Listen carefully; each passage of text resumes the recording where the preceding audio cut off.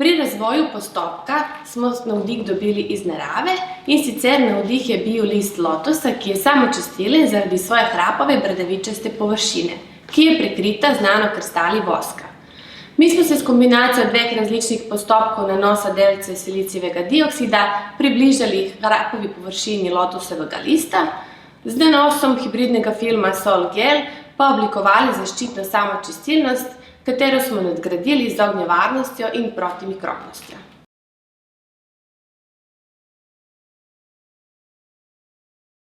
Naše raziskave so interdisciplinarne, s tem tudi interinstitucionalne.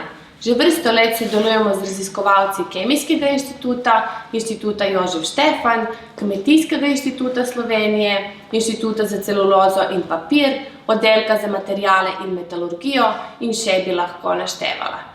Prednosti takega načina raziskovanja so ogromne, saj lahko na ta način prepletamo znanja in izkušnje, kar je nujno potrebno za uspešno delo.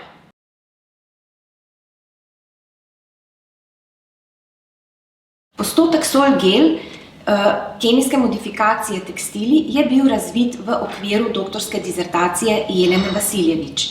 Ja, mislim, da lahko rečemo, da so rezultati raziskave tudi odraz izredno dobrega sodelovanja med Jeleno in mano kot njeno mentorico. Pri tem je vloga mentorja, da pomaga izbrati ustrezno, dovolj ambiciozno raziskovalno temo, nato pa raziskavo vseskozi spremlja, usmerja, spodbuja.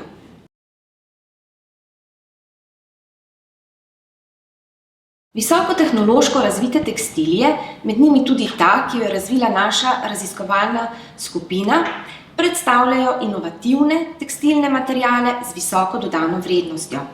Le kot takšni lahko omogočajo preboj pri proizvodnji specialnih tehničnih tekstilij z novimi funkcionalnimi zaščitnimi lastnostmi. Prav tako lahko takšni tekstilni materiali povečajo konkurenčnost tekstilne industrije tako v Evropi kot širše.